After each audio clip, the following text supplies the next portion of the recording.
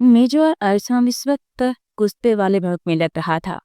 उसे अभी अभी एक प्योर कॉल महसूस हुई थी जो कैप्टन फारूक की तरफ से थी। सर, इस मिशन पर हम तरह के उसमें थोड़ी गड़बड़ हो गई है। कैप्टन जिंदस कुछ जज्बात में आ गई तो उस बच्चे को बचाने अंदर चली। हालांकि अंदर बहुत ज्यादा अफरा तफरी थी। यूनिवर्सिटी की इंतजामिया भी वहाँ मौजूद थी। उन्हें शक हो सकता था कि हम असल में यहाँ तालिबे इल्म बनकर नहीं रह रहे बल्कि किसी मिशन पर हैं, क्योंकि यूनिवर्सिटी पर हमला इसी अहम चीज से तवज्जो हटाने के लिए किया गया था और ऐसा ही हुआ है। तो हम सुंदस के पीछे चले गए। उसकी जान को खतरा था, इसलिए वो लोग हमेशा की तरह 5 लड़कियों को यूनिवर्सिटी से उठा कर ले गए और बहुत मारदार हुआ है। सर, हमने एक बच्चे को बचाने के लिए 5 लड़कियों को दाव पर लगा दिया। आखिर में कैप्टन आरोप अफसोस से बोला तो मेजर सर अजम की आवाज गूंजी। तुम लोगों की नाअहली की वजह से आज सिर्फ हमने 5 लड़कियों नहीं बल्कि 50 लड़कियों को दाव पर लगा दिया है, क्योंकि 45 लड़कियां पहले भी वहां से गायब हो चुकी थी और आज 10 गिरोह को पकड़ने का। मगर मुझे अफसोस है अपनी टीम में मैंने इतने नाअहल लोग भर्ती किए हैं। और रही बात कैप्टन जुमदस की, तो उसे मेरा पैगाम दे दीजिए, कल मेरे सामने अपनी शक्ल मत देकर आना। ठीक है, मैं इसे अपनी टीम से निकाल रहा हूँ।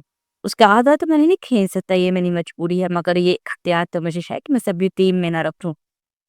ये कहकर मेजर सरअज़म ने राब्ता मुनक़ते कर दिया और फिर कान में लगा आला जोर से सामने सोख कर फेंक दिया। उसका जिस्म जल रहा था। आज तक तो उसने किसी मिशन में नाकामी का मुंह नहीं देखा, मगर उस लड़की की वजह से अपना आप तो कोड़ी का लग रहा था।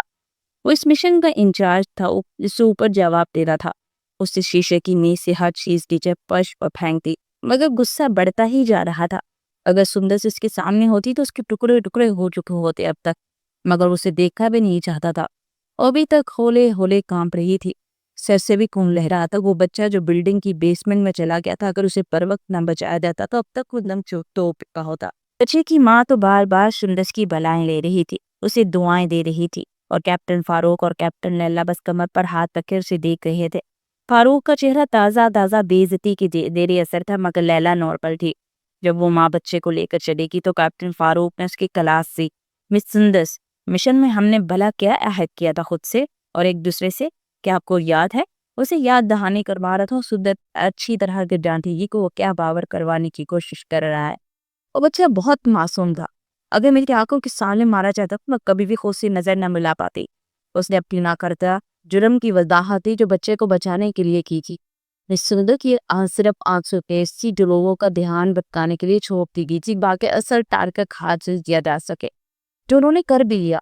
हमारी नाही और जल्दबाजीपन की वजह से वो एकदम फट पड़ा। रिलैक्स करो, क्या हो गया? सुंदर ने कुछ भी गलत नहीं किया। गलत हमने किया, हमें इसके पीछे नहीं जाना चाहिए था, बल्कि उस ज्ञान के पीछे जाना चाहिए था जो फिर से 5 मासूम लड़कियां ले उड़े। उसे मत कोसो, गलती हम तब की है। लैला ने बड़ापन दिखाया, मगर कैप्टन फारूक अभी भी गुस्से में था। मिस सुंदस, मेजर सरअज़म की तरफ से पैगाम मौसूल हुआ है कि आप कभी भी इनका हिस्सा नहीं रहेंगी। वो जैसे अफसोस से बना रहा था। लैला का पूरा मुंह खुल गया और सुंदर हैरान ही थी। उसे यही उम्मीद थी, बल्कि ये तो कम से कम सजा थी। उसकी सजा उस अकेली पुकियो, हम सब जिम्मेदार हैं। लैला को गुस्सा आया। ये तो तुम मेजर अरदम से ही पूछना, उनके सामने तो बोलती बंद हो जाती है और सबकी डांट मुझे ही सुननी पड़ती है। वो अभी तक नहीं भूला था। नहीं लैला, मेरी गलती नहीं, इस अहदे में इस बात को एक तरफ रखना पड़ता है। तुम जानती हो शुरू से अपने एहसासात को पर तोड़ नहीं कर पाती, इसकी शायद उम्र नापसंद करते हैं। उसने अफसोस से सह हिलाया। अब दुनिया की कोई ताकत मेजर अरसम को अपना फैसला बदलने पर मजबूर नहीं कर सकती। वो शिकस्ता कदमों से उठी, लेकिन एक हस्ती है जो खाता बदलवा सकती है, जिनकी वजह से तुम आज करके टीम का हिस्सा दियो। क्या भूल गई? लैला ने एक आंख दिबाई तो वो जख्मी से मुस्कुरा दी। हाँ, कह लो तुम भी कि मैं अपने टैलेंट पर नहीं बल्कि सिफारिश पर हूँ, वरना कितने होनहार कोचियों के दरमियान तो मैं बिल्कुल ही बिक। वो तंजिया मुस्कुराते हुए बोली तो लैला को बुरा लगा। सर अभी तुम्हारे टैलेंट से वाकिफ नहीं है ना, जिससे तुम्हारे दादा जान वाकिफ है, इसलिए वो तुम्हारे साथ ये सलूक करते हैं। थोड़ा टैलेंट शो करवा दो अपना तो वो तुम्हारे भी गुरवेदा हो जाएंगे। लैला ने उसके कंधे पर थपकी देते हुए कहा। फारूक उन दोनों को मुस्कुराता देखकर दांत पीस के रह गया। किससे पूछकर तुमने से टीम से निकाला? मेजर अजब टनल सेप्टर उसके सामने खड़े इस पर डरे रहे थे। यकीनन उन तक इत्तला पहुंच चुकी थी, मगर अजब को परवाह नहीं थी। मैं इस टीम का लीडर हूँ और मुझे से किसी से पूछने की जरूरत नहीं। अगर एक भी बंदा एम में ना ही होगा तो सारी टीम को खमियाजा भुगतना पड़ता है, जो मैं भुगत चुका। इसलिए आप मेरे पास इसकी सिफारिश लेकर ना आए। वो लफ्ज फिर से जोर पर लगाता हुआ बोला तो कर्नल सफदर की रगे धमकी, मैं तुमसे अहदे में बड़ा भी हूँ और उम्र में भी। मुझे पता है कि कितने कितना टैलेंट है और तुम्हारी टीम में मैंने इसे शामिल करके कोई गलत नहीं किया। तुम उसे जानते नहीं हो, सरफराज की बेटी है। मुझे खुद भी नहीं पता वो क्या कर सकती है, मगर मुझे इस पर भरोसा है, एक दिन वो जरूर कोई बड़ा करके दिखाएगी। वो फखर से बोले तो सर अलसम ने बेजार होकर उन्हें देखा। आपको क्या लगता है तो उन पर सरफराज की बराबर बहादुरी में झंडे गाड़ेगी, मगर मुझे कोई गलतफहमी नहीं है। वो एक नंबर की नाअहल और जज्बाती लड़की है। आप उसका ट्रांसफर हैदराबाद में करवा दे, वहां शायद वो काम कर सके, मगर मेरी टीम का हिस्सा बन के नहीं रहेगी। उस बाट लहजे में बोले तो कर्नल सफ्दर कुछ देर तक अपने पोते को देखते रहे, जो हद से ज्यादा स्पार्क होश का था। मैं तो उसे तुम्हारी जिंदगी में शामिल करने का सोच रहा हूँ और तुम उसके साथ एक टीम नहीं बनाना चाहते। अफसोस है तुम पर। उनकी बात पर अरजम ने कहा, क्या वाकई आप इस उम्र में दाखिल हो चुके हैं जब इंसान सठिया जाता है। वो हंसते हुए बोला तो सफदर अपने लाडले पोते की शक्ल देखकर रह गए। मैं उस उम्र में दाखिल हो चुका हूँ जब इंसान जिंदगी से इतना कुछ सीख लेता है कि आने वाले वक्त के बारे में पहले सबसे पेशगोई मिल जाती है। मुझे भी मिल चुकी है कि तुम्हारा मुकद्दर सिर्फ सुंदर ही है। तुम जितना मर्जी भागो, मगर मुकद्दर से भाग नहीं सकते। ये बोलकर वो सोफे से उठे और जम के कंधे पर हाथ रखा। अगर तुम्हें वो अपने जितनी काबिल नहीं लगती है तो उसे बनाओ, मगर उसे साथ रखो। मैं उसे कहीं नहीं बेच रहा। उसके कंधे पर दबाव डाले बोलते बाहर की जानिब पड़ गए। दादाजान, आप मुझे ब्लैकमेल नहीं कर सकते, आजम ने कहा तो कर्नल सफदर कुछ पल के लिए उसे देख कर रह गए, फिर अपना सगार मुंह में डालकर बाहर निकल गए। अभी उसे समझाना बेकार था। मैं तब तक वापस नहीं जाऊंगी जब तक इस ज्ञान तक नहीं पहुंच जाती। मैंने ही सब कुछ खराब किया, मैं ही सब कुछ ठीक करूंगी। सुंदस ने हतमी अंदाज से कहा तो लैला ने सीधी बजाई और फारूक उन दोनों को पूर के रह गया। मेजर अजम का हुक्म है, वापिस आ जाओ। मैं उनकी हुक्म अदूली करके अपनी इज्जत का जनाजा मजीद नहीं निकलवा सकता। तुमने अगर यहाँ रहना है तो शौक से रहो, वैसे भी अब तुम टीम से बाहर हो, कुछ आउटिंग कर लो। उसे तंज करके और सुंदस तिल मिलाकर रह गई। ये बंदा कुछ ज्यादा ही नहीं पढ़ निकालने वाला। सुंदस लगता है इसके पर काटने पड़ेंगे। लैला ने सुलगती निगाहों से कैप्टन फारूक को देखा और लैला की ये नजर ही उसे सीधा करने के लिए काफी थी। तुम क्यों इस सकड़ी लड़की की हिमायत कर रही हो लैला? हर इंसान को अपने हिस्से की गलती का कफारा अदा करना पड़ता है। याद है जब मुझसे गलती हुई थी तो कैसे तुम दोनों ने माथे पर आंखें रखनी थी? मेरी प्रमोशन भी रुक गई। अब बदला लेने की भारी मेरी है। मैं तो नहीं सपोर्ट करूंगा पास। वैसे भी मेरी या लैला की सपोर्ट से मेजर आजम को फर्क भी नहीं पड़ेगा जब तक कर्नल सप्तन उनसे बात न करे। और जाहिर है सुंदर सुन की चहीदी पोती बोती है तो वो क्यों पीछे रहेंगे। सो अब वापिस चलते हैं, तुम्हारी सिफारिश अब तक हो चुकी होगी और मेजर आजम नरम पड़ गया होगा। तो गाड़ी का दरवाजा खोलते उन दोनों को बैठने का इशारा कर रहा था। सुंदर से उसे पूछते रह गई, सच कहा, तुमने दादाजी की वजह से ही इतने सड़े हुए लोगों के दरमियान रह रही हो, वरना इससे बहुत बेहतर जगह पर होती। वो गाड़ी में बैठकर जोर से दरवाजा बंद कर गई। वो तीनों इस मिशक्तुन को सिबल को दरमियान में छोड़ के वापस जा रहे थे, मगर सुंदस के दिमाग में कुछ और ही चल रहा था। उसे इस गैंग तक पहुंचना था, चाहे अकेले ही क्यों ना हो। उसे अकेले ही जोखिम उठाना पड़ता तो वो भी उठाने को तैयार थी, मगर उनके बारे में जितनी भी मालूमात अब तक मिली तो वो एक फाइल की सूरत में थी। अगर मेजर अजम के पास मौजूद फाइल तक पहुंच जाती तो कुछ ना कुछ सुराग उसके हाथ लग ही जाना था। लैला और फारूक अरदम के सामने सर झुकाए खड़े थे। सुंदस यहाँ मौजूद नहीं थी। मेजर अजम की तासुरात नरम थे। मैंने इस मिशन पर दोबारा काम शुरू कर दिया और एक पूरी टीम भेज दिया है, कुछ नए एडिशमेशंस के तौर पर और कैपिटल एंड प्राइज को एक ट्रेनिंग लेक्चर के तौर पर। इसलिए यूनिवर्सिटी की इंतजामियों को शक भी नहीं होगा, वो तुम लोगों से बहुत अच्छा काम देंगे। मुझे यकीन है तुम दोनों एक दूसरे मिशन पर काम करोगे। इसकी तफसील आज शाम में प्रोजेक्टर पर मैं समझा दूंगा। पोर्ट से हुए खोला, मगर सर प्लीज हमें एक और चांस दे दे। इस बार आपको कोई मायूसी नहीं होगी और प्लीज सुंदस को भी माफ कर दे। उस बच्चे को बचाना भी लाजिम था, लैला ने हकलाते हुए कहा।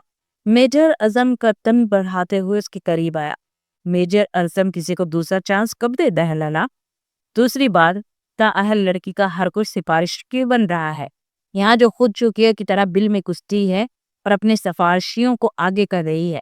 एकदम मेजर अजम का लहजा सख्त हुआ तो लैला काम सी गई। फारूक ने ताज्जुब से देखा। सर नए मिशन के बारे में बता दीजिए, इस बार कोई गलती नहीं होगी। उसे स्न्यूट करता इजाजत मांग रहा था। लैला भी इसके पीछे रुम दबाए भाग गई। ओ, न जाने बेचारी कौन सी लड़की होगी जो मेजर अजम के साथ जिंदगी गुजारेगी। मैं तो 5 मिनट भी इनके पास खड़ी हो जाऊं तो सांस अटक जाती है। लैला ने बाहर निकलते खुली हवा में सांस लिया और फारूक हंसने लगा। शुक्र करो तुम्हारा बाला मुझ जैसे फूल इंसान तो पड़ा है। अपनी किस्मत पर रश्क किया करो। वांग दबाते पूर से छेड़ने लगा। हाँ, इतने भी अच्छे नहीं हो तुम। ये तो बस मैंने तरस खा लिया और तुम्हारा पोजर एक्सेप्ट कर लिया है, शुक्र करो। वो अदाए बेनियाजी से बोली और पूबा दोनों ही खिलखिलाकर हंसती है। वो बिल्ली सी चाल चलती इस कमरे में दाखिल हुई थी जो कमरा कम और मौत का कुआं कह रहा था। इस अपार्टमेंट की डुप्लीकेट चाबी दादा जान के पास थी तो वो उनके कमरे से उठाने में कामयाब हो गई थी। अपार्टमेंट छोटा सा था मगर इंतहाई नफासत और तरतीब से सजा हुआ था। उसने किसी भी चीज को हाथ लगाने से गुरेज किया। अपार्टमेंट मुकम्मल ताली हुई में डूबा रहा। उसे लाइट नहीं चलाई कि वो कोई भी निशान छोड़े बगैर यहाँ से जाना चाहती थी। मेजर आजम का कमरा सेकंड फ्लोर पर था तो दिल की धड़कनों पर काबू पाती कमरे का दरवाजा आहिस्ता से खोलकर अंदर आई और अपने सर्च लाइट से इर्द गिर्द कुछ तलाश करने लगी। इतनी अहम फाइल वो दराज में तो नहीं रखेगा, यकीनन लॉकर में होगी। उसने कैबिनेट खोला, सर्च लाइट मुंह में डाली। एक कैबिन में कपड़े थे जो बहुत बेतरतीबी से लटके थे और नीचे कुछ तहशुदा कपड़े थे। इस अलमारी में तो कपड़े हैं, दूसरी अलमारी चेक करती हूँ। मुंह में बड़बड़ाते उसे खोल चुकी थी। सामने ही नीचे लॉकर का जिस पर 4 चुकट्ठे बने थे, कोड वाला लॉकर।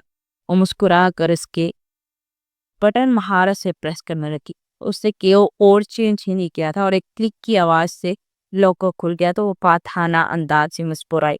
कुछ दिन पहले उसे मेजर अल्जम ने इसको सामने ही इस लॉकर का कोड टाइप किया था। सुंदर सी इस वक्त सामने लगे आईने में ही उसे देख सकती थी। ये कोड तो वो आंखें बंद करके भी प्रेस कर सकती थी जो सूबेदार हयात की तारीख और वफात थी। उसे जैसे ही लॉकर खोला सामने की फाइल तरतीब से पड़ी थी।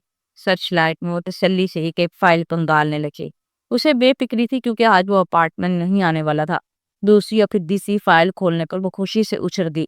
इतना आसान था उसके अपार्टमेंट से फाइल तोड़ाना। अगर उसे फाइल चोरी नहीं करने की बल्कि हैदन की दत्ती बस मोबाइल में वापस करने की। वो तसल्ली से उस पीली फाइल को लॉकर में रखने लगी। इससे पहले कि वापस मिट्टी अचानक उसकी नजर एक चीज पर पड़ी। वो बिल्कुल ठहर सी गई। हैरत के शदीद झटका लगा। मुंह पूरी तरह खुल गया। ना काबिले यकीन, ये कैसे हो सकता है। उस नाजुक सी हेयर पिन को हाथ में उठाए आंखें फाड़े देख रही थी। ये हेयर पिन तो मुझसे खो गई थी जिस दिन ताया की वफात हुई थी। फिर यहाँ क्या कर रही है। हाथ में पकड़े वो अभी तक शीशों पर निमे थी कि अचानक उसे कोई तरफ आता महसूस हुआ। उसके पूरे बदन के रोंगटे खड़े हो गए। उसकी छठी हिस्स और शदीद खतरे की घंटी बजा रही थी कि कोई अपार्टमेंट में दाखिल हुआ है और वो सीने चढ़ रहा है। वो बिजली की सी तेजी से लॉकर बंद करती अलमारी का स्लाइड बंद करके उधर उधर देखने लगी। सर्च लाइट किसने बंद कर दी थी। अब मुकम्मल अंधेरा था। एक लिस्ट से दरवाजा खुला। इससे पहले कि कमरे में रोशनी होती वो झट से खिड़की के सामने लगे पीले पर्दों के पीछे छुपती। दिल इतनी जोर से धड़क रहा था जैसे अभी बाहर आ जाएगा। कमरे की लाइट टल चुकी थी और वो वापस आ चुका था और सुंदर का सांस हलक में अटक चुका था। मगर उसने अपना सांस तक रोक रखा था क्योंकि वो दूर से ही किसी आदमी को सूंघ लेने की सलाह के डरता था। अब मैं क्या करूं। वो शदीद परेशान हुई। कुछ देर तक वो इधर उधर खटर पटर करता रहा जैसे तसल्ली कर रहा हो कि इसके कमरे में कोई आया तो नहीं था कि वॉशरूम का दरवाजा खुला और बंद हुआ। वो एकदम पर्दे के पीछे से निकली। कमरा मुकम्मल रोशन हो चुका था। वो जल्दी से अपनी बाकी के सबूत मिटाने लगी। उसे जल्दी से वहां निकलना था। एकदम पूर्व भाग कर वहां से निकलने ही वाली थी कि इसका पाँव रिकटा और वो मुंह के बल गिर। शुक्र है कोई चीज नहीं नीचे गिरी थी। कलीन पर गिरने से आवाज नहीं आई। अचानक अंदर शावर बंद हुआ। ए खुदा, वो अभी बाहर आएगा, क्या करूं। उससे पाँव में दर्द की वजह से उठा भी नहीं जा रहा था। फिर वो खुद को घसीटती हुई चनाक से बिस्तर के नीचे चली। दरवाजा खुल गया और पेश होकर बाहर आ चुका था। उसके पैर बस सफेद बाउन ही नजर आ रहे थे। सुंदस ने अपना सांस रोक के और वो कुछ देर आईने में खड़ा रहा। फिर खिड़की के पर्दे पीछे हटाई इर्द गिर्द देखा और अब वो बेड के ऊपर था और वो नीचे सुंदस जो सांसें अभी भी रोक रही थी। जिस्म पूरा पसीने में भीग चुका था। आहिस्ता से सांस खारिज करके उसकी सो जाने का इंतजार कर रही थी। कमरे की लाइट बदम हो चुकी थी। थोड़ी देर के बाद उसकी हल्की 500 की आवाज आई। यकीनन वो सो चुका था। सारा दिन तो दूसरों का जीना हराम करता था। अब थक के सोया होगा। اتنی جلدی بلا کیفی جاگے گا؟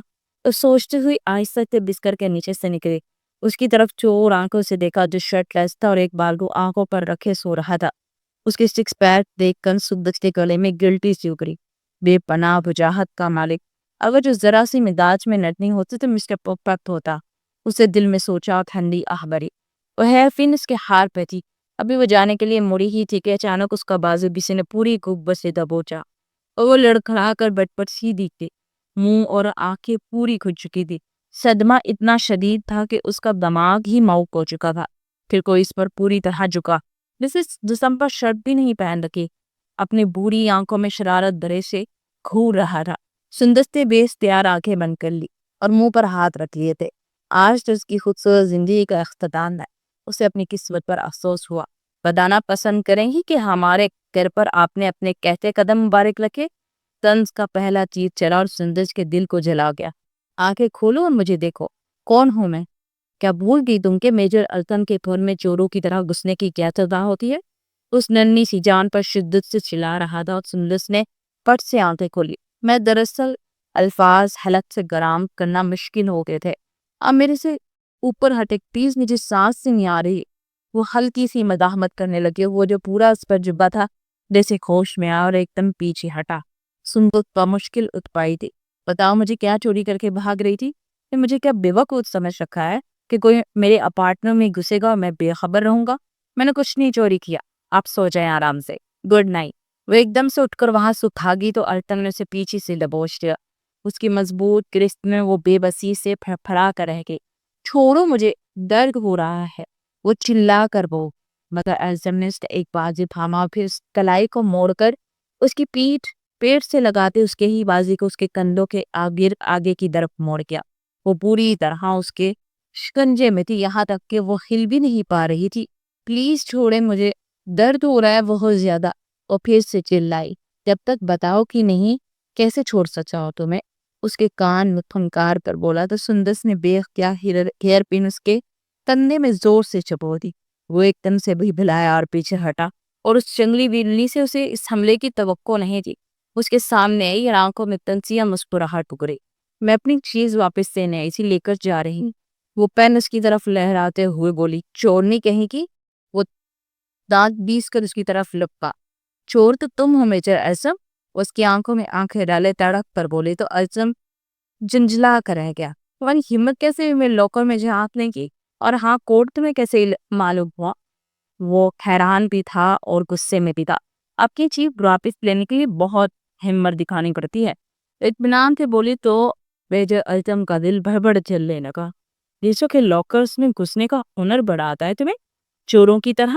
وہ کاٹدار لہجے میں بولتا سندس کو اندر تک سلجھا گیا. میں چور ہوں تو مجھے جیل بھیجتے ہیں یا پھر میرا عہدہ مجھ سے چھین دے. میجر التم کو چیلنج کرتے بولی تو وہ لاجواب ہوا. اور میرے خلاف کچھ بھی داراجان کو بتانے سے پہلے یہ ضرور ذہن میں رکھ لینا کہ میں بھی تمہیں اس ہیئر پن کے لیے کپہرے میں کھڑا کروں گی کہ تمہارے لاکر میں کیا کرے. وہ ہیئر پن اس کے سامنے لہراتے ہوئے وہاں سے رک کچھ اوپر ہو گئی اور کتنے ہی پل التم وہیں پر ساکت تھا اور ماضی کی کچھ یادیں اس کے کہیں کو ٹنک مارے گئے. التم بھائی پلیز یہ میتھ کے سوال سمجھا دو. نہیں بتا کس کے دماغ کی خرابی، یہ میتھ پلے ہی نہیں پڑتی. سندس جو 17 سال کی تھی اور 22 سالہ التم کے آگے پیچھے کتاب یہ گھوم رہی تھی. وہ اسے دیکھ کر مسکرایا. آنکھوں میں چمک سی ابھری جو صرف سندس کو دیکھ کر ابھرتی تھی. مگر وہ شاید اس جذبے سے انجان اپنی موت میں مست رہنے والی لڑکی تھی. ارے اتنا سوال آسان سوال ہے پاگل لڑکی. ابھی سے تم نے اتنا مشکل ٹیسٹ کلیئر کر کے لیفٹنٹ بننا ہے میری طرح. وہ فخر سے بولا تو سندس نے ناک سے مکھی اڑائی. قسم سے اگر میرا بس چل دو تو میں میتھ تکتی ہی نہ. مجھے تو گولیاں اور بندوقوں کا شوق ہی نہیں ہے. میں تو ڈاکٹر بننا چاہتی تھی. کیا ہو جاتا اگر فیملی میں ایک فرد پاکستان کی حفاظت کرنے کے عہدے سے محروم ہو جاتا؟ مگر بابا کو کون سمجھائے. تھڑ پکڑ کر بیٹھتی. ارے کتنی سی نازک سی بیٹی کو اب کیا شکوا ہو گیا اپنے بابا جان سے. جنرل سرفراز لاؤنج میں داخل ہو تو سندس کے آخری الفاظ ان کے کانوں میں پڑے تو انہوں نے مسکراتے ہوئے پوچھا. سندس لپک کر ان کے گلے لگی. آپ آ گئے بابا.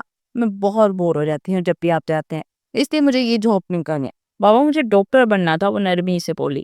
میں آپ کی ضد کے آگے مجھے میتھ جیسے سبجیکٹ میں سر کھپانا پڑ رہا ہے تو سرفراز ہنستی ہو. چاچا یان یہ کون ملک لڑکی ضرور ہمارا نام دبوئے گی، ہماری پوری فیملی اتنے اعلیٰ عہدے پر فائز تھے، نہ جانے یہ کس پر چلی گئی ہے۔ اعظم نے اسے چھیڑا تو وہ تب کے، میں نالائق نہیں ہوں، بس میرا انٹرسٹ نہیں ہے، اور بے نیازی سے بولی تو سرفراز سے دیکھتا رہ گیا۔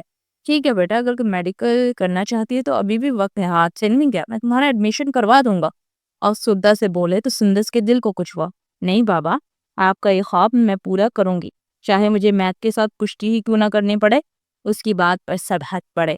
میتھ کے ساتھ کشتی ضرور کرو، مگر ایک بات ہمیشہ ذہن میں رکھنا بیٹی، کبھی بھی اپنے بدن کے ساتھ غداری مت کرنا۔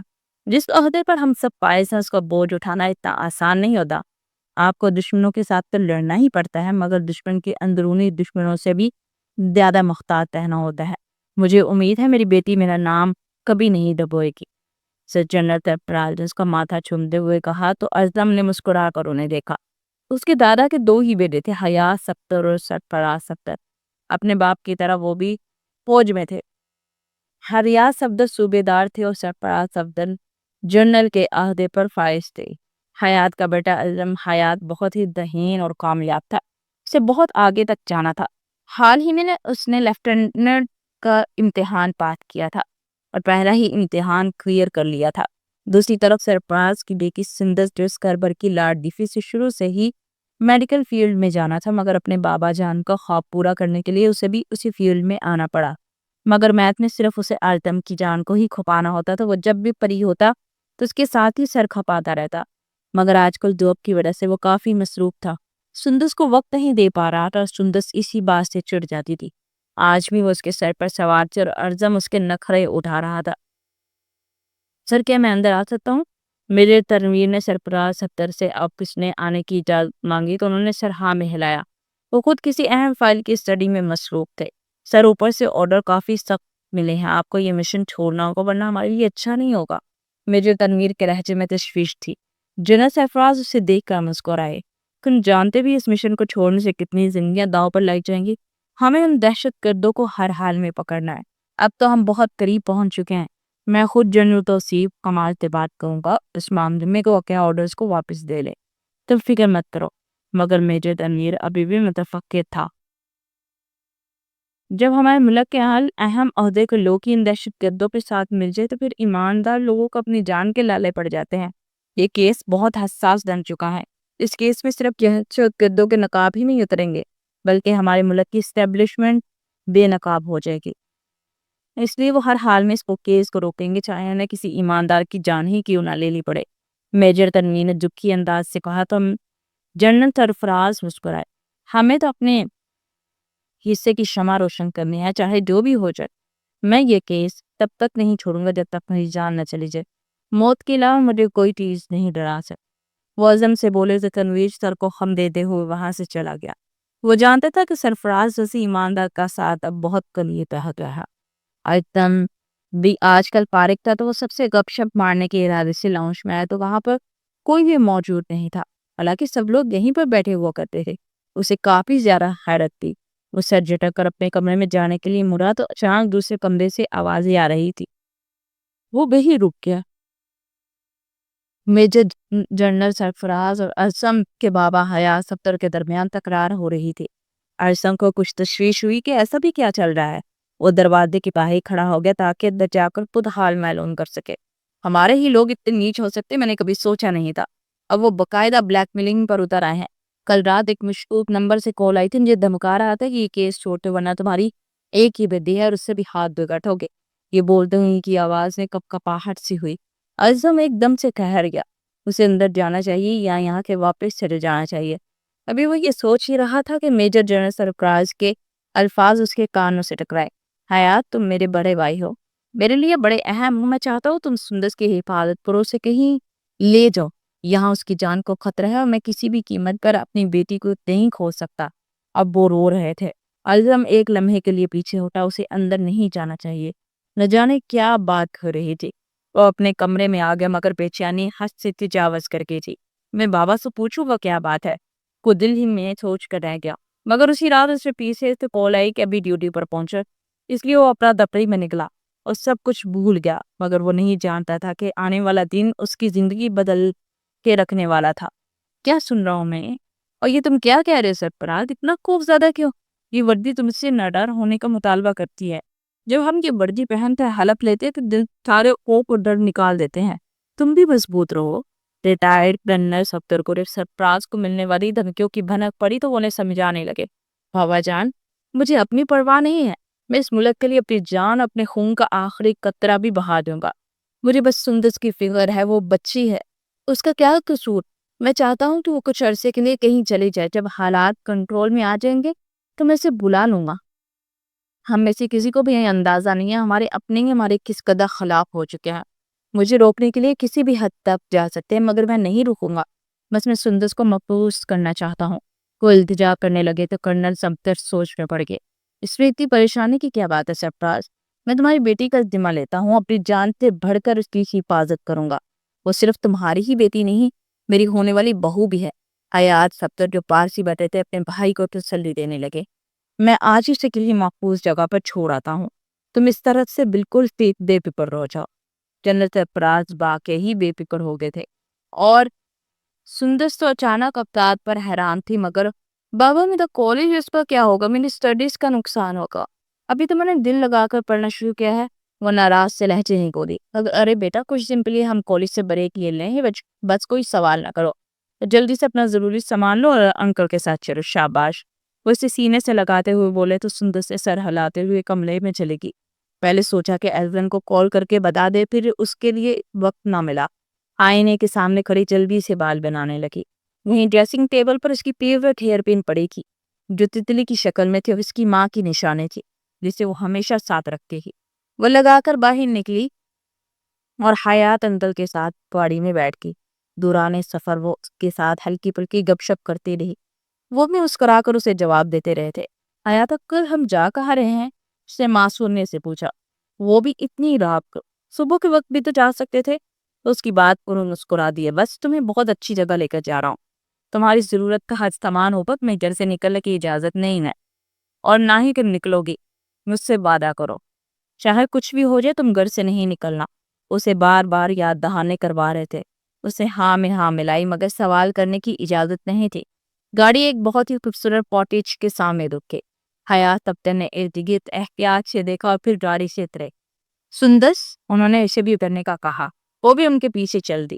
کاٹیج کے باہر سیکیورٹی گارڈ کھڑا تھا، اسے چند ہدایت دیتے ہوئے وہ اندر چلے گئے۔ وہ چھوٹی سی کاٹیج ہر طرح کے جدید سامان سے لبریز تھی اور بہت خوبصورت۔ سدس تو منہ کھولے دیکھ رہی تھی، یار تایا جان بڑے چھپے رستم ہیں آپ، ایک ہی اچھی چیز چھپا کر رکھی تھی ابھی تک۔ وہ ناراض تھی، یہ میں تمہاری شادی پر گفٹ کرنا چاہتا تھا مگر آج تو یہ تمہاری تھی۔ سندس خوشی سے جھوم اٹھی تھی۔ وہاں ایک میڈ تھی 40 سال کی عمر کے۔ ایاز صاحب نے اسے سندس کا خیال رکھنے کو کہا اور پھر اس کے ماتھے پر بوسہ دے یا چلے گئے، مگر سندس نہیں جانتی تھی کہ یہ ان کی آخری ملاقات ہے۔ وہ اس وقت ایبٹاواد میں آن ڈیوٹی تھا جب اچانک اس کا فون بجا۔ یہ ایک فون کال اس کی زندگی بدل کے رکھنے والی تھی۔ اس نے فون کان سے لگایا اور وہیں جام ہو گیا، کیونکہ جو اس خبر اسے سنائی گئی تھی اس کے جسم سے جان نکالنے جیسی تھی کہ سب کچھ سلو موشن میں ہونے لگا۔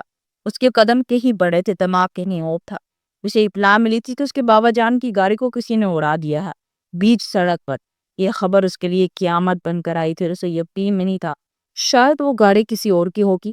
میرے بابا مجھے چھوڑ پہ کہتے جا سکتے ہیں، مگر جب اس نے وہ گاڑی اپنی آنکھوں کے سامنے دیکھی تو حقیقت قہر بن کر اس پر نازل ہوئی تھی۔ گاڑی کو آگ لگی تھی جو کہ ریسکیو والے بجھا رہے تھے۔ اطلاع ملی کہ گاڑی کے اندر ریٹائرڈ کرنل سفدر کے بڑے بیٹے صوبیدار حیات سفدر موجود تھے۔ گاڑی میں آگ کیسے لگی اس کے بارے میں ابھی کچھ معلوم نہیں تھا، مگر حیات سفدر موقع پر ہی جان بحق ہو گئے تھے۔ یہ خبر ہر نیوز چینل پر چلائی جا رہی ہے۔ جب سندس کو یہ لہنگا تو پاگلوں کی طرح باہر کی جانب بھاگی، مگر سیکیورٹی گارڈ نے اسے منع کر دیا کیونکہ اس کی بھی جان کو خطرہ تھا۔ تب پہلی بار اسے احساس ہوا وہ سندس کو یہاں کیوں لائے دے، وہ آپے سے باہر ہو چکی تھی۔ مجھے میرے تایا جان کے پاس جانا ہے، وہ ابھی تو مجھ سے مل کر گئے تھے، میں نہیں مانتی وہ جا چکے ہیں، پلیز مجھے ان کے پاس لے چلے۔ اسے سنبھالنا مشکل ہو چکا تھا۔ دیکھے بی بی، انہوں نے آپ کی جان بچانے کے لیے اپنی جان کی قربانی دی، آپ چلی کی کہ یہ قربانی ضائع ہو جائے اس سمجھنے کی کوشش کرے، مگر وہ سمجھنا نہیں چاہتی تھی۔ اس نے گاڑی کی چابی لی اور وہاں پہنچ گئی۔ اس جگہ کو کور کیا گیا تھا کافی بڑا ہجوم جمع تھا۔ حیات صفدر کی لاش کو ایمبولینس میں لے جایا جا رہا تھا۔ سندس بھاگتی ہوئی وہاں آئی، اس کے بال بکھر چکے تھے، پاؤں میں جوتا تک نہیں تھا۔ انکل پلیز مجھے چھوڑ کے مت جائے، وہ ہجوم میں جگہ بناتی ان کی لاش سے لپٹتی تھی، وہ سینے پر سر رکھے چلا رہی تھی کہ اچانک کسی نے اسے کندھوں سے پکڑا اور پیچھے دھکیل دیا، اور وہ عظیم تھا جس کی آنکھوں میں اس کی انتہا کی اجنبیت تھی۔ وہ عظیم سے لپٹ جانا چاہتی، اس سے معافی مانگنا چاہتی تھی، مگر پھر اسے پیچھے سے کوئی کھینچ کر لے جانے لگا۔ پھر گاڑی میں بٹھایا گیا، وہ ان کا سیکیورٹی گارڈ تھا جس کے پیچھے آیا تھا۔ اب وہ واپس جا رہی تھی کیونکہ کوئی اور آپشن نہیں تھا۔ اعظم ایمبولینس میں بیٹھا تھا، اسے اپنے باپ کے ساتھ جانا تھا۔ وہ بالکل خاموش اور گمسم تھا۔ اچانک اس کی نظر اپنے باپ کی لاش کے اوپر پیچھے سفید چادر میں پڑی اور اس ہیئر پن پر پڑی جو شاید اس کے ساتھ ہی اٹک گئی تھی۔ وہ جانتا تھا یہ ہیئر پن کس کی ہے۔ اس نے آہستہ سے ہاتھ بڑھایا اور ہیئر پن اٹھا کر جیب میں رکھ لی، ایک تلخ یاد کے طور پر جو اس کے ساتھ زندگی بھر رہنے والی تھی۔ سندس کا غم کم نہیں ہو رہا تھا، اپنے تایا کا آخری بار چہرہ تبھی نہیں دیکھ پائی تھی، وہ اسی کوٹیج میں بند ہو کر رہ دی، مگر یہ اس کے غم کا آغاز تھا، کیونکہ ٹھیک ایک ہفتے کے بعد ایک نیوز ٹی وی پر چلی کہ میجر جنرل سرفراز نے اپنے آفس سے اپنی گن سے خودکشی کر لی۔ یہ نیوز بار بار ٹی وی پر چل رہی تھی۔ سندس کو لگا جیسے اس کی ساری دنیا ہی ختم ہو گیا۔ پہلے تایا جان کا صدمہ کیا کم تھا کہ اب باپ کے بچھڑ جانے کا بھی دکھ اسے ٹرین نہ پڑا، مگر وہ جانتی تھی کہ اس کے باپ کی خودکشی نہیں کر سکتے، وہ تو بہت بہادر اور نڈر تھے، ایسا کیسے ہو سکتا تھا؟ وہ بالکل ڈھہ گئی تھی، اسے بھی ساتھ ہی مر جانا چاہیے تھا۔ اس کے بابا نے اسے بچا کے اچھا نہیں کیا تھا۔ کرنل صفدر اسے لینے آئے تھے اس کے باپ کا آخری دیدار کروانے کے لیے، اور وہ کسی ٹرانس کی کیفیت سے ان کے ساتھ جا رہی تھی۔ بے یقینی تھی، یقین آتا تو وہ روتی، مگر جب اس نے اپنے باپ کو دیکھا تو سارے شک دور ہو گئے۔ وہ بالکل بچوں کی طرح ان کے سینے سے لگی رو رہی تھی، کوئی اسے تسلی دے رہا تھا، اس کی دل جوئی کی جا رہی تھی، مگر اسے کہاں صبر آ سکتا تھا؟ اس دنیا میں اس کا وہاں سہارا بھی اسے چھوڑ کر جا چکا تھا، اور عظیم نے اسے گلے لگا کر دلاسا تک نہ دیا۔ نہ جانے کیسے اس کا دل پتھر بن چکا تھا۔ پہلے جو ہر وقت سندس کا خیال رکھتا تھا اس سے انجان ہو چکا تھا، جیسے وہ ہے ہی نہیں، یا جیسے اس سب کے پیچھے سندس کا ہاتھ ہو۔ کرنل صفدر ہمیشہ سندس کا خیال رکھنے لگے۔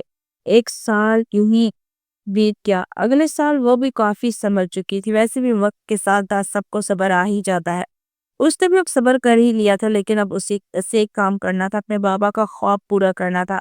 یہی اس کی زندگی کا مقصد بن چکا تھا، اور یوں وہ دار پڑھائی میں ٹک گئی، لیفٹنٹ سے کیپٹن بننے کا سفر طے کیا۔ وہ اپنی یادوں سے باہر آیا، اٹھ کر سٹیج پر جا کر گہرے گہرے سانس پڑنے لگا، پھر اس نے سگریٹ لبوں سے لگایا۔ وہ کبھی کبھار ہی سگریٹ پیتا تھا جب اس کے اندر بہت ساری آگ جمع ہو جاتی تھی، وہ بھی اندر سے جل رہا تھا، وہ بھی اندیکھی آگ میں۔ سندس ابھی اسے دھمکی دے کر گئی تھی کہ وہ اس ہیئر پن کا حساب ضرور لے گی، مگر وہ حساب کا کیا کرتا جو ابھی تک وہ سندس کے کھاتے میں ڈالتا آیا تھا۔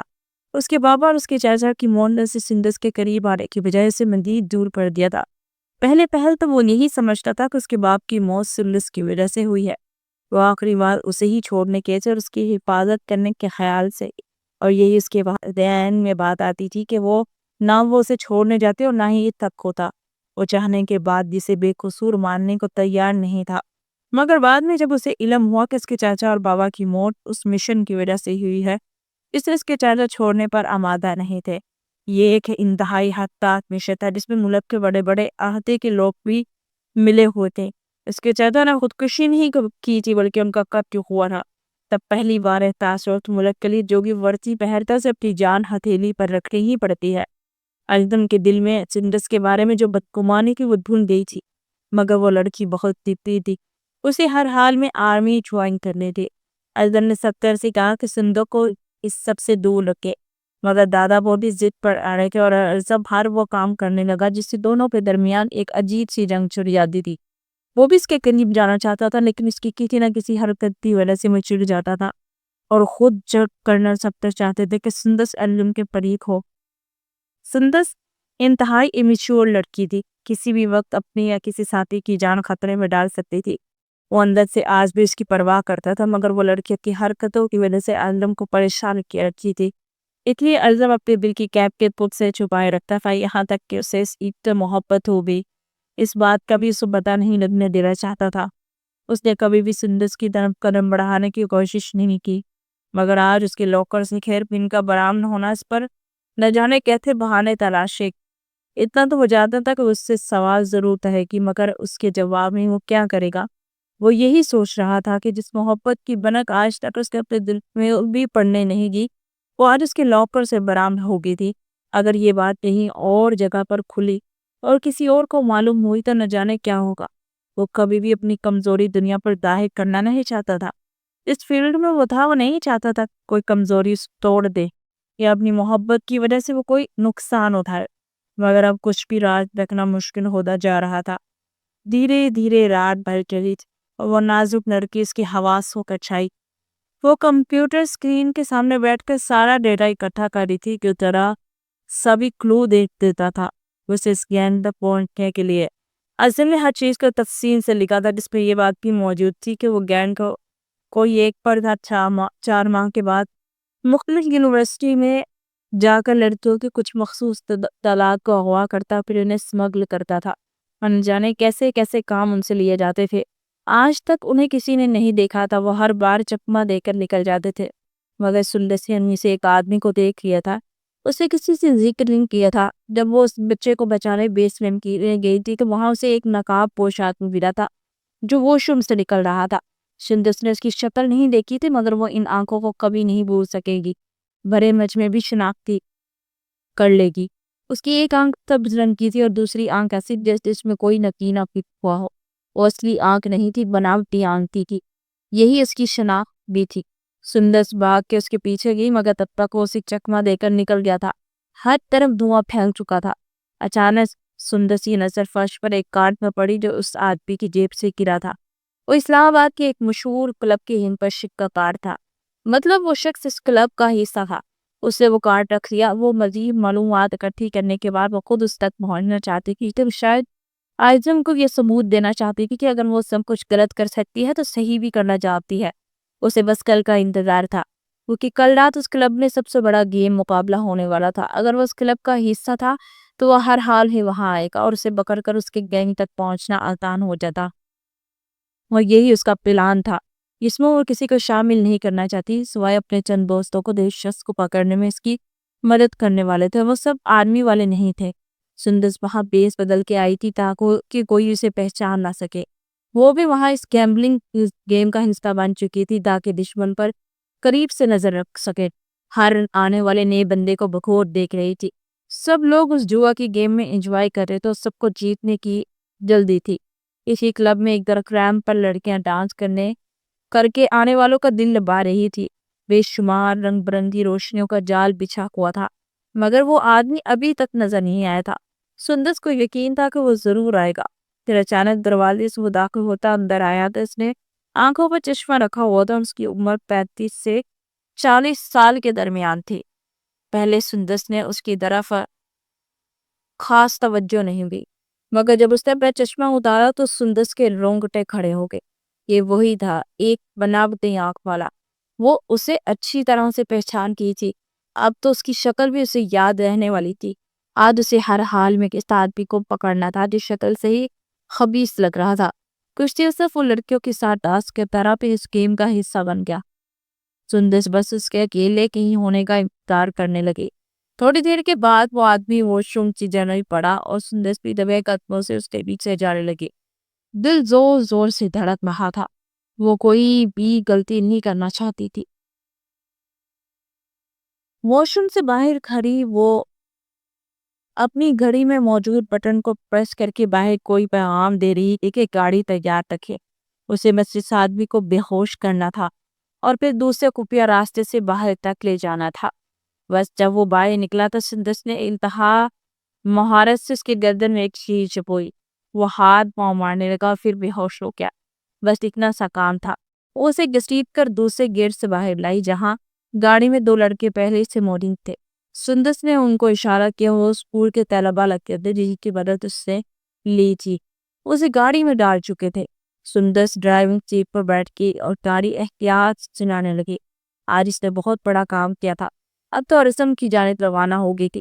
پہلے سے اس آدمی سے خود اگلوانا تھا، اگر وہ نہیں مانتا تو اسے اپنی ٹیم کے حوالے کر دینا تھا۔ یہی اس کا پلان تھا اور وہ پلان پورا کرنے کے لیے ہی گھر سے نکلی تھی۔ گاڑی رات کے وقت سنسان سڑک پر چل رہی تھی، مگر اس کا پلان تب فیل ہوا جب اس گاڑی کے سامنے ایک بڑا ٹرک آن رکا اور اس کا راستہ بند ہو گیا۔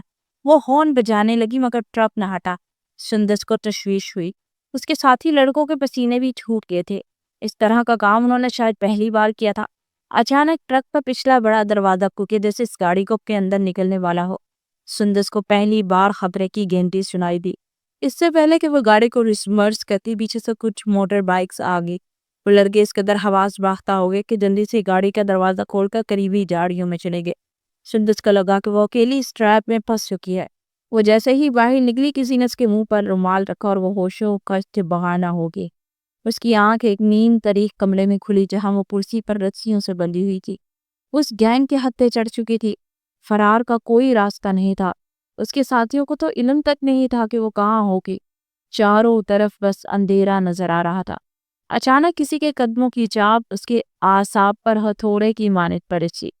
اس نے آنکھیں اٹھا کر دیکھا تو ایک مکروہ چہرہ لیے ایک شخص اپنے ہاتھ میں بیلٹ کیے کے سامنے کھڑا تھا۔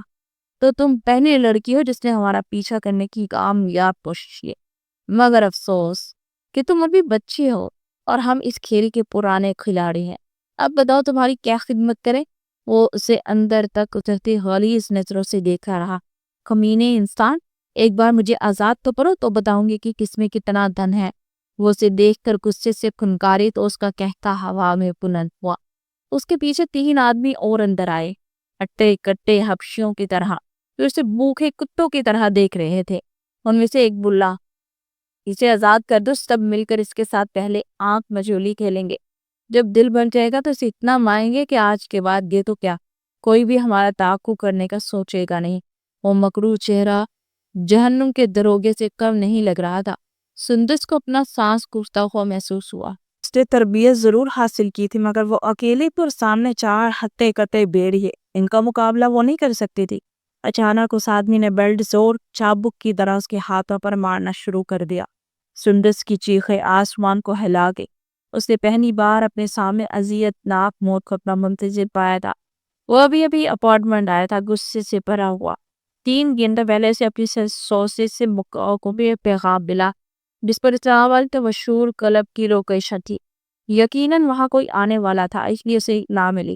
وہ جلدی سے وہاں پہنچا، مگر وہاں پہنچنے سے پہلے ہی وہ اسے چکما دے گئی تھی، اس لیے اسے واپس آنا پڑا اور اسے ہر حال میں ان تک پہنچا تھا۔ وہ اگلے کچھ دن میں کہیں اور حملہ کرنے والے تھے۔ وہ انتہائی شاکر تھے، مگر اعظم نے اس بار ٹھان لی تھی کہ وہ انہیں پکڑ کے ہی رہے گا۔ اچانک اس کا موبائل بجا، اس نے دیکھا تو کوئی انجان نمبر تھا۔ احتیاط سے خون کان سے لگایا، وہ کسی لڑکے کی کانپتی ہوئی آواز تھی۔ سر، ہمیں معاف کر دیں، ہم سے بہت بڑی غلطی ہوگی۔ ہم سندس فرینک کو وہاں اکیلے چھوڑ کر بھاگ آئے۔ ہم بہت ڈر گئے تھے۔ وہ لڑکا نہ جانے کیا بول رہا تھا۔ سیدھی طرح بولو، کیا کہنا چاہتی ہو اور کون ہو تو؟ اسے روبدار آواز سے پوچھا، اور جو بات اس کے کانوں نے سنی اس کے جسم میں آگ جلنے لگی تھی۔ What the hell؟ یہ کیا بکواس ہے؟ وہ لڑکی وہاں کیا کر رہی تھی اور تم کیوں اسے چھوڑ کر آئے؟ مجھے ساری تفصیل بتاؤ۔ وہ اتنی شدت سے چلا رہا تھا کہ کمرے کے در و دیوار بھی کانپ گئی تھی۔ پھر ان لڑکوں نے تفصیل کے ساتھ ساتھ باقی جو کچھ بھی ہوا وہ سب کچھ دوبارہ سے بتایا تو وہ جیسے غصے سے پاگل ہو گیا۔ مجھے فوراً لوکیشن سینڈ کرو، اسے کہتے ہوئے کال بند کر دیا۔ تھوڑی دیر کے بعد اسے وہ لوکیشن مل چکا تھا جہاں وہ ٹرک رکا تھا۔ اعظم نے پولیس ہیڈ کوارٹر کال کی، اسے وہ ٹائمنگ بتائی جب وہ ٹرک اس ٹرک پر تھا، شاید اس طرح سے اس کا سراغ مل سکے۔ وہ ٹرک ایک ورکشاپ پر جا کر رکا جو یہاں سے کچھ دور ہی تھا۔ اعظم کا بس نہیں چل رہا تھا کہ کمینہ آسمان ایک کر کے اسے ڈھونڈ نکالے۔ اس کا تو یہ سوچ کر برا حال ہو رہا تھا کہ وہ نہ جانے کیسے لوگ ہوں گے جو سندس کے ساتھ وہ کیا کر سکتے ہیں۔ یہ سوچ کر ہی اس کے جسم کا خون نچل رہا تھا۔ سندس کے فون کو ٹریس کیا گیا، ریسیور ورکشاپ میں سے سگنل دے رہا تھا۔ انہوں نے اس کا فون اور ٹرانسمیٹر نکال کر وہیں پھینک دیے تھے۔ وہاں کوئی CCTV کیمرہ بھی نہیں تھا جس سے پتہ چل سکے۔ بے بسی کی انتہا تھی۔ وہ اتنی اتھارٹی رکھنے کے باوجود اسے ڈھونڈنے نہیں پا رہا تھا۔ اسے کھوئے ہوئے تقریباً 3 گھنٹے ہو چکے تھے۔ نہ جانے ان 3 گھنٹوں میں انہوں نے سندس اتنا ٹارچر کیا ہوگا۔ اس کا دماغ تو بالکل معاف ہو چکا تھا۔ اور اپنی ٹیم پر چیخ رہا تھا، مگر سبھی بے بس تھے۔ مگر میجر اعظم کو تو بس یہی خیال آ رہا تھا کہ وہ سندس کو ہمیشہ کے لیے کھو دے گا۔ اچانک اس کی گاڑی میں ایک ارتعاش پیدا ہوا، جیسے کسی سگنل کے آنے کا اشارہ ہو۔ اسے گھڑی دیکھی تو وہاں یہاں سے 2 گھنٹے کی مسافت پر ایک بہت بڑی فیکٹری کے آس پاس کی لوکیشن بتا رہا تھا جہاں سے یہ سگنل موصول ہوا تھا۔ اس کی ساری حصے بدار ہو چکی تھی۔ کیا یہ سگنل سندس کی طرف سے تھا یا کوئی ٹریپ تھا اس کا ذہن بھٹکانے کے لیے؟ مگر وہ سوچنا نہیں چاہتا تھا۔ اسے بھی وہاں جانا تھا کیونکہ اس کا دل یہ کہہ رہا تھا کہ سندس وہیں ہے۔ وہ اپنی ٹیم کے ہمراہ 15 منٹ میں وہاں پہنچا۔ وہاں فیکٹری کے علاوہ ساتھ والی جگہ پر ورک شاپ بھی تھی جہاں ایک آدمی اسکوٹر کا ٹائر ٹھیک کر رہا تھا، اور اس کے ساتھ کچھ چھوٹے لڑکے بھی تھے جو اس کے کارندے تھے۔ وہ بھی مختلف کاموں میں لگے تھی۔ وہاں کوئی ایسی خفیہ جگہ نہیں تھی کہ اسے دیکھ کر لگے کہ اسے وہاں چھپایا جا سکتا ہے۔ مگر وہ بھی میجر اعظم تھا۔ اس نے ٹھان لیا کہ وہ یہ سب ماجرا کیا ہے جان کر رہے گا، کیونکہ یہ جو ایک ورک شاپ نظر آ رہی تھی اور شاید ہو سکتا ہے اس میں ہی کوئی خفیہ ٹھکانہ ہو۔ اپنی گاڑی کے قریب آیا اور اس کے ٹائر پنچر کر دیے۔ پھر ورک شاپ کے کچھ لڑکوں کو اشارہ کیا اور بھاگ کر وہاں آئے۔ گاڑی اندر لے جانے میں میری مدد کر، اس کے ٹائر پنچر ہو گیا۔ وہ نے کہتا ہوا فرنٹ سیٹ میں بیٹھا، گاڑی سٹارٹ کی۔ وہ لڑکے سے دھکیلتے ہوئے ورک شاپ کے شٹر کے قریب لے آئے۔ وہ ورک شاپ کا مالک ادیر عمر آدمی تھا، وہاں آیا اور گاڑی کا معائنہ کرنے لگا۔ اعظم داخل ہوا۔ ورک شاپ کی دیواروں پر جا بجا سیاہی کا پینٹ چڑھا ہوا تھا۔ ساری دیواریں نیچے سے اوپر تک آدھی سیاہ تھی، اگر سامنے والی دیوار بالکل سیاہ تھی جیسے اس پر بعد میں پینٹ کیا گیا ہو، اور سگنل اسی دیوار کے پاس سے آ رہا تھا۔ وہ ہاتھ لگاتا پیچھے سے مالک نے اسے پکڑا اور اس کے کپڑوں پر ورک شاپ کے مالک کی سیاہی لگی۔ اعظم پیچھے بڑھا۔ تمہیں معلوم بھی ہے یہ کتنا مہنگا ہے؟ خراب کر دیا سارا کا سارا، اب اس کی بھرپائی کون کرے گا؟ وہ غصے سے چلا رہا تھا تو مالک ڈر گیا۔ معاف کر دو صاحب، ہم غریب لوگ ہیں۔ اچھا جاؤ اب کوئی رومال لے کر آؤ، صاف کرو، اسے حکم دیکھتا بولا تو مالک شرمندہ سا باہر کی جانے پڑ گیا۔ اس کے جانے کے بعد اس نے دوبارہ سے اس دیوار کے اوپر ہاتھ مارا تو وہ دیوار نہیں کارڈ بورڈ تھا۔ اعظم کا جوش سے سارا خون چہرے پر سمٹ آیا۔ یہ وقت ورک شاپ کا مالک یہ سب کرتے دیکھا تو وہ سب سمجھ گیا۔ اس سے پہلے کہ وہ مالک اس پر حملہ کرتا، اچانک اس ورک شاپ کو چاروں طرف سے گھیر لیا گیا تھا۔ سب کچھ اس کے کنٹرول میں آ چکا تھا، بس اسے اس دیوار کے پار جانا تھا، اور وہ جانتا تھا کہ سندس وہی ہے۔ اس کا چہرہ کا چھوڑ کر جسم کا کوئی حصہ نہیں بچا تھا جہاں اس بیلٹ نے نشان نہ چھوڑا ہو۔ وہ اسے حیوان سمجھ کر چابک اس پر برسا رہا تھا۔ سندس میں تو اب ہمت نہیں بچی تھی کہ منہ سے آواز نکالنے کی، مگر تکلیف تو تکلیف ہوتی ہے نا، گونگے بھی ہوں تو وہ بول پڑے۔ پھر اس حبشی نے اس کے ہاتھ پاؤں کھول دیے، دوسرے حبشیوں کو اشارہ کیا کہ اس پر ٹوٹ پڑے اور اس کے نازک وجود کے چیز تھڑے اڑا دیں جو کب تھے رال ٹپکا دے اسے دیکھے تھے۔ اسارا ملنے پر سندس پر جپٹ پڑے، وہ کرسی سمیت فرش پر پڑی، سر فرش سے ٹکرایا اور خون بہنے لگا۔ اس کی ہیئر پن بھی سرخ ہو چکی تھی اور لبوں سے آخری سسکی نکلی۔ اعظم پلیز آ جاؤ، اس نے شدت سے پکارا۔ پھر اچانک اس کمرے کی ایک طرف سے سیاہ دیوار تمیم بوس ہو گئی۔ باری بوٹس کے آنے کی آواز تھی، مگر ان سب سے آگے وہ تھا جس کے بوٹوں کی چمک کو سندس پہچانتی تھی۔ اس کا مسیحا آ چکا تھا اور اس کا پلان فیل نہیں ہوا تھا۔ کلب جانے سے پہلے وہ آئینے کے سامنے کھڑی تھی۔ وہ ہیئر پن جو تتنی کی شکل میں تھی وہ سندس کے ہاتھ میں تھی۔ اس نے اسے گھما کر دیکھا اور پھر اس کے نچلے حصے میں ایک ننھا سا ٹرانسمیٹر فٹ کر دیا۔ یہ اس کا پلان بھی تھا۔ اگر وہ آدمی اسے پکڑنے میں ناکام رہی تو خود ان کے ٹریپ میں آ گئی، تو یہ ٹرانسمیٹر اس کی واحد امید تھی جو اس کے لیے آزادی کا پروانہ بن سکتا تھا۔ اب بس اسے ایک کام کرنا تھا۔ اعظم مائکرو آن کرتا تو اعظم اس کے سگنل شو ہوں گے، یوں وہ ان گنڈوں کی لوکیشن معلوم کر لے گا۔ اس نے مسکراتے ہوئے وہ ہیئر پن اپنے سر پر لگا لی تھی اور اس کا پلان ناکام نہیں ہوا تھا۔ میجر اعظم نے بھی دیکھا کہ اس کے سر سے خون نکل رہا ہے۔ اسے ارد گرد کا ہوش نہیں تھا کہ کیا ہو رہا ہے، اور بس اس کی طرف بڑھا، اس کا سر اٹھا کر اپنی گود میں رکھا۔ اس کے سفید کپڑے بھی سرخ خون سے بھر گئے تھے، مگر اسے پرواہ نہیں تھی۔ سندس نے آنکھیں بند کرنے سے پہلے خاموش لبوں سے اس کا نام پکارا تھا، اور اعظم کے دل پر گہری چوٹ لگی تھی۔ کیا وہ اس لڑکی کو اس حالت میں دیکھ سکتا تھا؟ وہ اسے بازوؤں میں اٹھا کر باہر کی جانب بھاگا۔ اس کی ٹیم نے ان بدماشوں کو اپنی گرفت میں لے لیا تھا، سب کے سب پکڑے گئے تھے۔ سندس کا بہتا خون رائے گا نہیں گیا تھا، وہ کب سے اس کے پاس ہی بیٹھا تھا، اسے آنکھیں کھولنے کا کہہ رہا تھا، مگر سندس تو جیسے اس سے روٹھ گئی تھی۔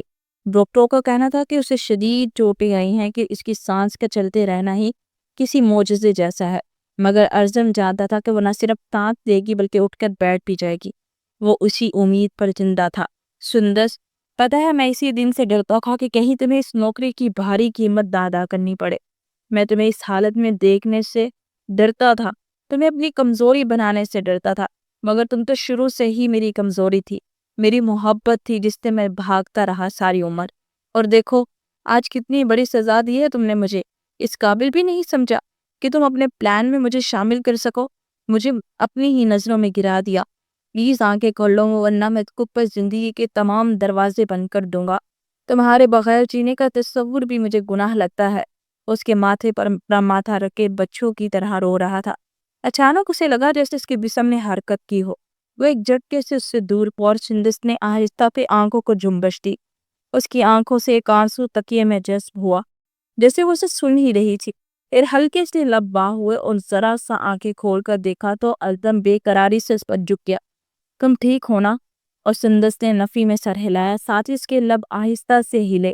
ازم کو اس کی بات سننے کے لیے اس کے لبوں کے ساتھ اپنے کان لگانا پڑے۔ درد ہو رہا ہے بہت۔ پھر اس نے دوبارہ سے آنکھیں بند کر لی۔ جسم اسے جانوروں کی طرح مارا گیا ہے، ان کا جسم ابھی تک اسی درد کو محسوس کر رہا ہے۔ ہم انہیں پین کلرز دے رہے ہیں، آپ پریشان مت ہوں، کچھ دن میں وہ ٹھیک ہو جائیں گے۔ ڈاکٹر نے اس کے کاندھے پر ہاتھ رکھتے ہوئے بولا۔ کیا مطلب کچھ دن؟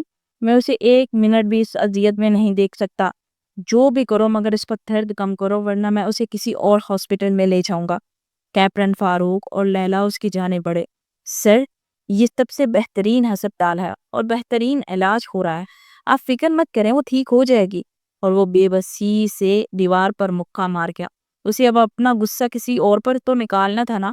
وہ سب گنڈے پولیس کی بجائے آرمی کی تحویل میں تھے، انہیں 3 دن سے سخت ٹارچر کیا جا رہا تھا۔ ان سب لڑکیوں کے ٹھکانے معلوم کیے گئے تھے، کچھ کو بالتیاب کروا لیا گیا تھا، بہت ساری لڑکیاں بیرون ملک فروخت ہو چکی تھی۔ عزم کے اندر جو وحشت پڑی تھی وہ ان سب پر نکالنا چاہتا تھا۔ جب انہیں ہر طرح کی اذیت دے چکا تھا تھک کر دوبارہ ہسپتال چلا گیا۔ 3 دن مزید گزر گئے تھے اور مسلسل دوائیوں کے زیر اثر تھی، ہوش آتا تو درد سے کراہنے لگتے۔ پھر مزید 2 دن کے بعد اس کی حالت کافی زیادہ بہتر تھی اور میجر اعظم نے سکون کا سانس لیا۔ شام تک اسے ہاسپٹل سے ڈسچارج کروانے کے بعد وہ گھر لے آیا تھا، اپنے روم میں بیڈ پر نیند دراز تھی۔ کرنل سبتر اسے افسوس سے دیکھ رہے تھے اور اعظم اس کی میڈیسن اسے کھلا رہا تھا جس پر وہ ناک منہ چڑھا رہی تھی۔ یہ تو کھانی پڑے گی محترمہ، کس نے کہا تھا تمہیں ہیرو پتی دکھانے کو؟ وہ اسے کئی بار ڈانٹ چکا تھا، سخت غصہ تھا اس پر جو اب پھر سے چڑھ گیا تھا۔ کرنل سبتر اسے کھولنے لگے۔ میری بچی کے ساتھ پیار سے بولو ورنہ دفع ہو جاؤ، میں خود دیکھ بھال کر لوں گا۔ اعظم ایک لمحے کے لیے نرم پڑا۔ اچھا مجھے مت سکھائیں، آپ جائیں اپنے کمرے میں آرام کریں، اس عمر میں جلدی سو جانا چاہیے، ہر وقت اس کے سر پر کیوں بیٹھے رہتے ہیں؟ وہ نے اٹھاتا ہوا باہر کی جانب پڑا اور ان کے کمرے میں بھیج کر دروازہ بند کر گیا۔ سندس اسے ابھی بھی ناراضگی سے دیکھ رہی تھی۔ وہ اس کے چہرے کے تاثرات کو نظر انداز کرتا اس کے پہلو میں بیٹھا اسے سوپ پلانے لگا۔ مجھے نہیں پینا کڑوا سوپ، کم از کم سوپ بنانا تو سیکھ لو۔ وہ نازک انداز وہ بولی۔ اچھا پھر بتاؤ کس چیز کی طلب ہے، میں بنا دوں۔ سوپ میں تو زہر ملا ہوا ہے نا، یہی بہت ہے، اور کوئی چیز بناؤ گے تو اس میں پتہ نہیں کتنا زہر نڈے لوگے۔ وہ نروٹھے انداز سے بولی۔ مجھے 3 دن پہلے والا اعظم واپس چاہیے جو میرے بال سہلا رہا تھا، مجھ سے محبت پر ہی باتیں کر رہا تھا، میرا بس اسی چیز کا طلبگار ہے۔ وہ صاف کوئی سے بولی تو اعظم کا دل جیسے ٹھہر گیا، پھر ٹھنڈی سانس کر گیا۔ مجھے تکلیف دے کر تمہیں کیا ملا؟ ہاں بولو، یہ اپنی بہادری دکھا کر کون سا میڈل جیتا تم نے؟ ہاں، کیا تم جانتی ہے میری کیا حالت ہوئی تھی؟ تمہیں اس حالت میں دیکھ کر بس جان نہیں نکلی تھی، باقی سب کچھ میرے ساتھ ہوا۔ وہ بے بسی سے بولا۔ اور اگر میں یہ نہ کرتی تو آپ کا سخت گھول کیسے ٹوٹتا؟ میرے لیے آپ کی توجہ پانے کے لیے میں ایسے ہزاروں ٹارچر سہ سکتی ہوں اعظم، مگر آپ کی یہ بے توجہی مجھے چابک کی طرح لگتی ہے۔ مجھے آپ کی توجہ، آپ کی محبت کی طلب ہے، کیا آپ دے سکتے ہیں؟ وہ اس کے ہاتھ پر اپنا ہاتھ رکھتے ہوئے بولی تو اعظم کا دل تھم سا گیا۔ اس نے بے خودی میں سندس کا ہاتھ اپنے سینے پر رکھا۔ سارے جواب تمہیں یہاں سے مل جائیں گے، مجھ سے کیا سننا چاہتی ہو؟ اعظم کی آنکھوں میں اس کے لیے والہانہ پن نظر آ رہا تھا۔ وہ ایک دم اس کی سینے سے لگی پھوٹ پھوٹ کے رو دی تھی. بہت مس کیا میں نے آپ کا یہ رویہ، پلیز ابھی کبھی بھی مت ڈالنا. وہ بچوں کی طرح رو رہی تھی. التم کے ہاتھ اس کی کمر پر آہستہ سے تھپ تھپا رہے تھے جو زخموں سے ابھی بھی چور تھی. پھر وہ ہاتھ اس کی گردن کے قریب آہستہ سے مس ہوئے جہاں اب بھی سرخ نشان تھے. اس کے چونے پر اس نے ہلکی سی سسکاری بری. سندس، یہ کیا ابھی بھی درد ہے؟ وہ نرمی سے اس کی گردن سہلاتے ہوئے بولا کہ وہ نفی میں سر ہلانے لگی. نہیں، آپ مجھ کو ٹھیک ہے اب. اچھا، اب تمہارے زخموں پر میڈیسن لگانے کا وقت ہے کیونکہ ابھی تم ٹھیک نہیں ہوئی. چلو لیٹو. شاباش. جسے بیڈ پر آہستہ سے لٹا کر بولا. مگر آپ کیسے لگائیں گے؟ وہ تو نرس لگائے گی نا. وہ معصومیت سے بولی. نرس چھٹی پر ہے، اس لیے مجھے نرسنگ کرنے دو. میں دیکھنا چاہتا ہوں زخم کتنے گہرے ہیں. وہ اسے لٹاتا اس کی کمر سے آہستہ سے کپڑا ہٹانے لگا تو سندس نے ایک دم سے قمیض دوبارہ نیچے کی. مجھے شرم آتی ہے، آپ ابھی میرے محرم نہیں بنے. عرضہ ایک دم مسکرایا. تو کیا نقاہ خواہ کو اندر لے آؤں اگر ابھی طلب ہو رہی ہے تو؟ وہ شرارت سے بولا تو سندس سرخ پڑ گئی. جائیں یہاں سے، بے شرم نہ بنو، میں خود لگا لوں گی. اتنا کمزور سمجھتی ہو مجھے کہ تمہیں دیکھ کر کنٹرول کھو دوں گا؟ میرے اعصاب بہت مضبوط ہو، فکر مت کرو. وہ دوبارہ سے اس کی قمیض ہٹاتے ہوئے بولا. تم کمزور نہیں ہو مگر میں تو ہوں نا. مجھے اس عمر میں کوئی گناہ نہیں کرنا. جائیں یہاں سے. اسے ڈانٹتے ہوئے بولی. لگتا ہے لگام ڈالنی ہی پڑے گی. اسی ہفتے تمہاری بارات لے کر آتا ہوں ورنہ تم تو ہاتھ سے نکلتی جاؤ گی. وہ اسے ڈانٹتا ہوا اٹھ کھڑا ہوا. سندس ہنسنے لگے. Good night my future husband. وہ ایک ادا سے بولی تو ارزم مسکرا کر اٹھ گیا. یہ سندس کے سے بازو سے پکڑ کر دوبارہ بٹھایا. اب کیا ہوا جانے دو مجھے. وہ حیران ہوا. اب گستاخی کر لیا تو یہاں بھی ایک کس کریں. مجھے درد ہو رہا ہے. اپنی انگلی اپنی گردن پر رکھتے ہوئے بولی تو اعظم اس پر جھکا اور اس کے زخموں پر اپنا محبت بھرا لمس چھوڑنے لگا. وہ اس کی بے باکیوں پر سکھ کڑی تھی. پھر وہ اپنے جذبات پر قابو پاتا پیچھے ہٹا کیونکہ وہ میجر اعظم تھا اور حد سے زیادہ آگے بڑھنا وقت کی مناسب نہیں سمجھتا تھا. شاید تمہیں اب دوا کی ضرورت نہ پڑے آج. وہ اس کے بالوں میں انگلیاں چلاتا ہوا اٹھا اور چلا گیا. سندس کے لبوں پر دل فریب مسکراہٹ تین گئی تھی. وہ جانتی تھی استاد کی صبح ان کے ملن کی نوید لے کر ابھرے گی. ختم شد. چینل کو سبسکرائب ضرور کیجیے گا.